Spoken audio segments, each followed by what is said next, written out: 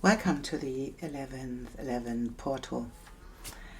Today I drew a card to just get me into the theme that we are about to experience today, and I drew this one, and I will read it at the end of the reading because it invited me to do something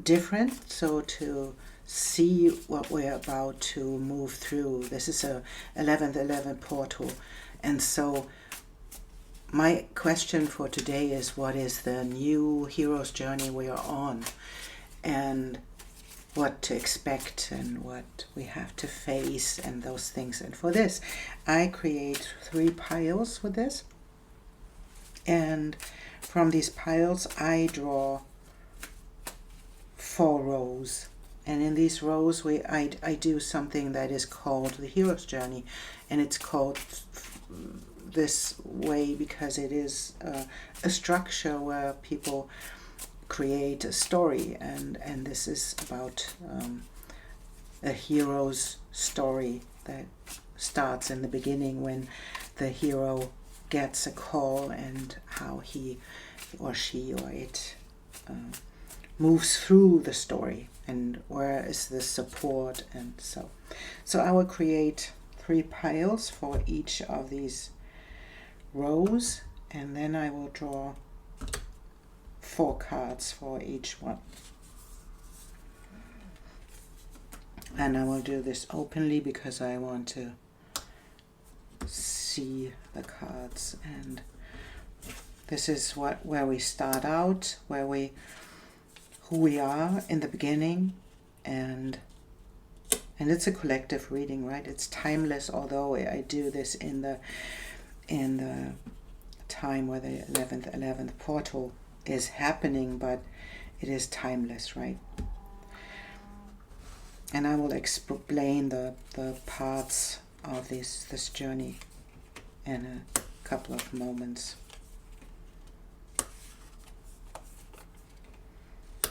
I'll just draw the cards right now, and then we will see what this is about.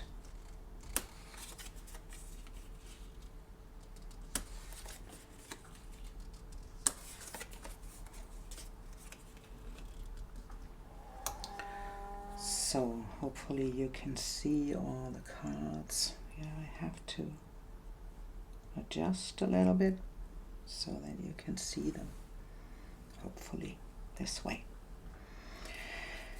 And so in the first row we have the start of the journey, right? We have the who we are in the beginning, and that's what the call is, and why we rejected the call, or we hesitated to heed the call in the first place, and what or who is guiding us. And then the second row is the descent. We have to face some challenges in this journey, and it's the unknown, right? And then we have the first part is what will help us, what is the enemy that is hindering us, and or something that is an obstacle. And then we have a shadow to face and an ordeal, right? And then we have to face the wound that caused the whole thing. And then the third row, we get out of this is like a 3-act story, right? And then in the third row we have to transform and to return to the beginning, right? And this is what must be done to heal this wound we are coming from, and then transformation, who will we become when we get out of this place. And there we have the reward, and this is the thing that we bring back, so that when the hero comes back, he brings something back to his normal and ordinary life. And so that's the third part of the journey. And here we can see, and I can clarify this with Lenormand cards, but in the first place we see that where we are coming from a place of really passionate action. We are quick on our way, and the Eight of Wands is a really quick card, so we're coming out of a place where we're heading along the way. There is no people involved in here. This is just an energy that is moving forwards, and that's about passion moving forwards, right? And what is the call? And the High Priestess is, for me, the connection of heaven and earth. It's the connection that we have to create to embody fully on this planet. So we have to get into our own intuition, into our own insights, to connect ourselves to the higher self, and to move beyond obstacles and shadows, and master some things. And it's often the High Priestess is often connected to hidden things, right? To things that are not seen as clearly as we see the things that are right before us. So we have to face something that is underneath, and that is a higher knowledge. And this is a beautiful card to be there, because it's the connection of the higher knowledge and the world we're living in. And so, and the third card is about why did we reject the call in the first place. And that's, the call that was about this coming inside of us, and connecting all that is, and allowing energy to flow. What was hindering us, that was decision making. So it was something like decision making, but it was connections too. So it was about, this is a Gemini card, it was about two sides of the coin. It was about relationships. Maybe it was about energy in relationships. I think this is a beautiful Lover's card, where we see the energy flowing between the two people on this card. And it's like the rejection of the call was because there was something in relationships that was promising something that we could get out of them, that we couldn't get alone. So that was the perception of relationship, giving us the impression that we just can get something out of this relationship instead of getting this alone. Because she is alone, right? The High Priestess is alone, and the lovers are like exchanging energies. And this was a thing standing in our way, that we thought we can do this by. And it can be something like a people-pleasing moment, where we thought we have to be in a specific way. We have to flow in relationships, in connections to other people, where we just thought we can get there. And so we didn't follow our call to step into our full potential, into the spirituality that comes with it, because we thought we can do this in relationships. And there is the what or who will guide you. That is a King of Wands. That's a passionate person. This can be a real person that is creative, that is passionate, that is powerful. It is a powerful king. He has a lion in the back, and he has a flame in his hand. So that is a person who is leading the way. That is a leader. For me, that's someone who is leading the way, and who is passionate about where they are going. And as he's standing there, he is sure of himself. He's reliable. He is self-reliant. He knows where he's going. He knows what he wants. He's holding his own flame. So there is a beautiful example for someone who is standing in their own passion. And the descent into the underworld, when we get to the second row, is is who and what will help us. And that's balance, right? Keep the balance. And that's often coming with an emotional balance. Are you able to hold your frequency? Are you able to face the things that arouse you in the moment and not allow yourself to be swept away from all these emotions and tensions coming up, and even the tensions that are in the world that are doing something to us because we perceive the world in a way. And the Justice card in this depiction is about this Libra energy, right? It's about this holding the balance, holding the frequency, holding the tension, even holding the tension of the opposites.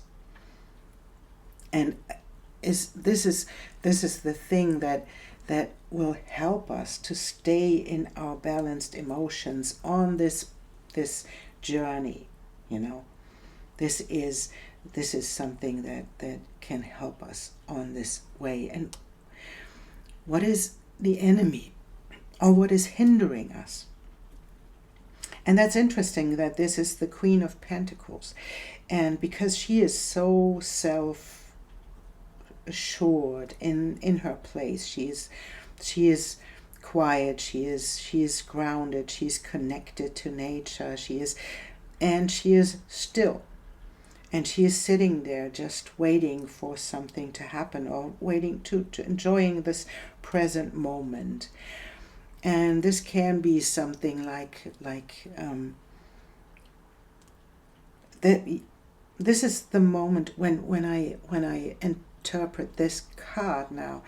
It can be that it is not your way, that you feel that your hindrance is what your hindrance is about, and what your enemy can be.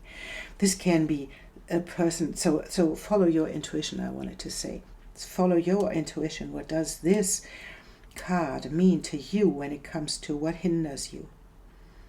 And on the one hand, it can be someone who is in this place where they are secure, they have a lot of resources, they are connected to the earth and to the sky and to the nature and to everything, and they are just sitting there. And it can be a real person that hinders you. Can be someone real that is standing in your way, that have a lot of resources, that have they are like this person, right? It doesn't have to be a woman or something. It's not about gender. It can be just an energy that is still, right? And there is someone maybe telling you just stay there and just wait for something to happen, or you are safe in this moment and you don't have to do anything, or something like this. It can be that the enemy that is coming up in this card, when you connect to nature, when you connect to yourself and to the earth and to the sky, maybe you tend to step back from acting at all. So that can be something that comes up in my mind, that can be an enemy to you. And so that's what we have to overcome. And the next thing is the shadow we have to face. And I think that's a beautiful combination of those, because that's like the action and overaction. This is like the shadow we have to face is the dynamic that is in this card, and the shadow we have to overcome is the moving forwards and the speed that this card is coming with. So these cards are a beautiful connection for my taste in the moment, because it is showing that there is something that you have to overcome, where you have to realize what to do and how to do it in the specific way. So not to sit back and to wait for something to come in and for something to heal on its own, and not to overact, and not to to pressure life to give something to you. So it is like overacting or something, right? And so this is the card of the enemies, and this is the card of the shadow you have to overcome and you have to face. So there is something like the energies of divine feminine and divine masculine having to get into a place of balance, right? So this was the place what was helping us, and this is, the feminine energy of inviting and receiving, and this is like the action of masculine energy, and to find the balance between both of them, and to find the right place to act and to move forwards, to give, to receive, to do, to stay, to wait. And this is a real challenge to do right now, because we always want to act in the moment, and we see what happens in the world. We want to act, we want to do something, because we think we have to do something. And that's the wound that is making us doing this. It's the Page of Swords. It's the mind. The swords are about the mind, and this is about having a lot of ideas, having a lot of knowledge, having a lot of thoughts about something, and he's walking on a sword.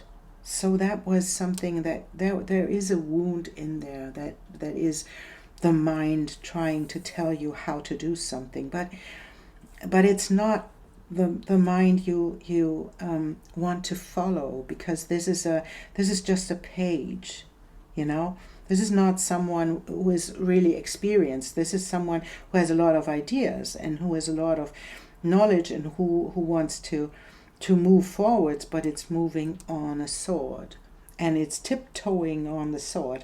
And this is where, and it's bare feet, right? It's bare feet on a sword.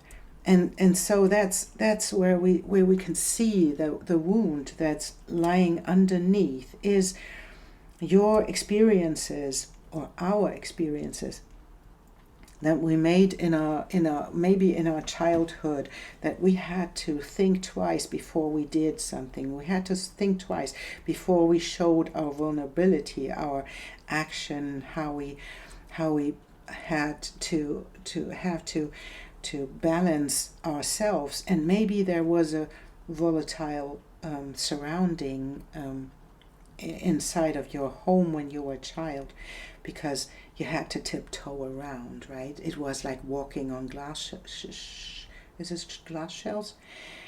It is like walking on eggshells. That was it. I searched for. So it was, and you tried to use your mind to help you with this, and there were falcons on it, and falcons are like the birds who wait and who can be still in the sky and wait until it's time to move and to get down to get the prey. And so that was your situation. You were like tiptoeing around and always trying to get your mind around something, to get something under control. And this is what brought you out of balance. So that is your way in again, to connect the emotions, the wanting to move forwards, to do something about something, to stay in balance with yourself, stay connected to yourself, like meditating. She's looking like she's meditating, to get your balance back inside of yourself. It's not about the mind solving a problem. It's not. The mind cannot solve a problem. That's the wound, right? You thought, and you stepped into this place where you thought your mind can solve a problem, but it can't. It is the connection of the divine feminine and the divine masculine, moving forwards and receiving in balance, that's solving this problem. And it's the wound that has to be healed, is the the Page of Swords as the mind taking the lead. This is not someone you want to take the lead, who is tiptoeing on a sword and holding all these energies like balloons, right? We don't want to have this person as a leader. And so this is the wound you have to heal at one point. And what is the one thing that we have to do? And this is the third part of our journey, is our transformation and our return, right? And we have to decide. Two of Swords is about choices. It is about making choices, although you think you cannot do this because you have this blindfold, and it's telling you that you are not able to do this, and that's the mind telling you that this is not working and that you cannot do anything about it, right? And that's something we have to do to heal ourselves from this wound and to get into transformation that's coming with the star. And that is so beautiful, because it is leading us. That is the our North Star, our light, our inner light, right? This is coming from we found our light with the hermit inside of our lamp, and then we have this light up there, and our hope that leads us forwards, and that is heading towards the most beautiful outcome we can have, because we follow the star. We don't get stuck in this place where our mind tells us to do this or that and this or that. So we decide to get into this place where we follow our own North Star, whatever comes, to step into this place of someone, and this is the place. Who do we become? We become someone who has this inner light, who is able to hold the hope, who is holding this light up. This is not just seen by her, it is seen by everyone. If you are able to hold your light like this, you can be someone who is helping others to find the light as well. So that is a beautiful thing to become. It's if we are heading into Pluto, moving into Aquarius, this is the card for Aquarius. This is where we are heading, and this is a beautiful pathway to walk through into our own light and into our own hope that keeps us moving forwards and stepping out of the way where we allow others to tell us something, to do something, our mind to keep us stuck in a place where we cannot solve a problem with our mind. We can solve our problem by following our own light. We have this light inside of us, and every single one of you has this light that they can follow. Don't allow the outer world to distract you like this. This is what the outer world looks like. They are picking on this woman, and she's blindfolded. She doesn't know where she's walking, and she just feels all the tension that comes with these crows, right? This is the path to follow, because this is what we want to become. We want to be this person in the world, and we do. And the rewards we reap, that's the Two of Cups. And how beautiful is this? We reap the reward that we will connect to other people, and that we can be able to join forces, to join energies, to allow cups to be filled with two hands merged in one, right? This is like relationship. This is a beautiful relationship that is heading into a place where we fill both of our cups. And that's where we started, right? This is where we started. We tried to do this in a different way, right? This was what I talked about in the Lover's card, that we tried to get something out of relationship, to get these energies flowing, but we started in the wrong place. So it's like doing something before it is ripe to do. So we started in, connect to me, because if we connect, we can merge our energies, and then we can be whole. And that's not what this journey is about. This journey is about becoming whole and then joining into this relationships and into these moments where we can fill our cups together. How beautiful is this? Because it's really a hero's journey. And then we get into collaboration, and we get into the connection of the earth and the stars. And this is about sisterhood. That's about collaboration, community. This is merging energies to bring the ideas of the stars to the earth. And this is the Pleiades. They are in the sky, and these three beautiful women, I don't know, yeah,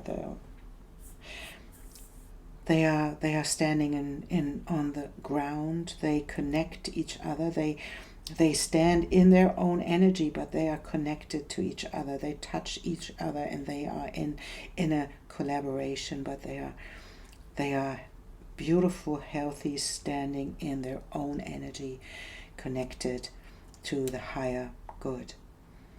And what a beautiful message for the 11th portal. I didn't expect that to happen. And so I want to read this 33, and it's lovely that it is a 33. I love the threes, and I love 333. So that's a beautiful message for me. I have no idea how to pronounce this, but I will try again. It's Yeshi Tsogyal, and it's 333, and you shall overcome all obstacles. Success is imminent. To stay connected to your path no matter what, and continue to apply yourself. Allow your spiritual path to support you in all areas of your life. Live by your spiritual beliefs. Seek out the support of your spiritual brothers and sisters for help when needed. But also trust that you are intimately and directly connected to the powerful divine light within. There can be a dramatic healing breakthrough when you rely upon your spiritual connection. That's the call. That's the same thing that we said in the beginning, that this is the invitation to follow your call, to heal your spiritual connection, and to get into a place where you can act or wait or receive or be open for life, and to follow your own star, to get into a real connection, the real connection of energies that will flow and that will nurture us and others. And that's what a beautiful message for the 11th November of 2024. And I thank you so much for being here and for following me and for allowing me to read this hero's journey for you, and to be with you in this portal, and to be with you in this energy, because I think we create in this way, when we follow this call, we will create a world that is worth living in. And I deeply believe that we do when we step into the next area of our life, when Pluto enters Aquarius. And I believe that this is our call, and that this is our journey we are on, and we will be successful. Thank you so much, and I see you soon.